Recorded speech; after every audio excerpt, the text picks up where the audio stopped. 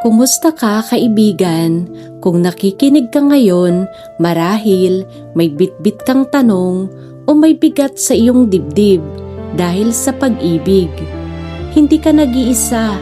Sa mundong ito, libu-libong puso ang nakakaranas ng iba't ibang forma ng sakit, lungkot at pagkalito pagdating sa pag-ibig. Natry mo na bang ibigay ang lahat? Ang buong puso mo, ang oras mo, ang tiwala mo. Pero sa huli, tila hindi pa rin sapat. O kaya, na-experience mo na bang mahalin ng totoo, pero biglang nagbago ang lahat?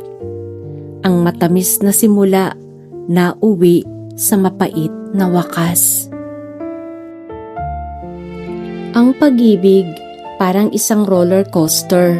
Minsan, nasa itaas ka, pakiramdam mo, lumilipad ka. Pero may mga pagkakataon din na nasa ilalim ka at pakiramdam mo wala kang ibang naririnig kundi ang tibok ng sarili mong pusong nadudurog. At sa mga sandaling iyon, mahirap paniwalaan na may pag-asa pa. Mahirap isipin na gagaling pa ang sugat. Pero, tandaan mo ito, kaibigan. Ang bawat sugat, gaano man kalalim, ay may kakayahang maghilom. Ang bawat luha, gaano man karami, ay magsisilbing patunay ng iyong pagmamahal at ng iyong kakayahang makaramdam. Hindi kahinaan ang masaktan, hindi kawalan ang magmahal.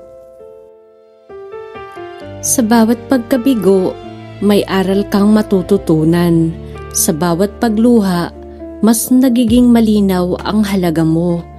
Ang proseso ng paggaling ay hindi madali at hindi rin dito mabilis. May mga araw na pakiramdam mo, bumabalik ka sa simula.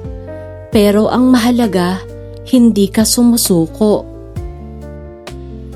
Bigyan mo ang sarili mo ng pahinga. Bigyan mo ang sarili mo ng panahon. Mahalin mo ang sarili mo bago mo muling hanapin ang pag-ibig sa iba. Dahil ang pinakamahalagang pag-ibig na matututunan mo ay ang pagmamahal sa sarili. Kapag buo ka, kapag masaya ka sa sarili mo, doon mo mahahanap ang tunay na pag-ibig na nararapat para sa iyo. Kaya sa mga may problema sa pag-ibig, tandaan, hindi ito ang katapusan ng mundo. Simula pa lang ito ng iyong paglalakbay, patungo sa isang mas matatag, mas matibay at mas mapagmahal na ikaw.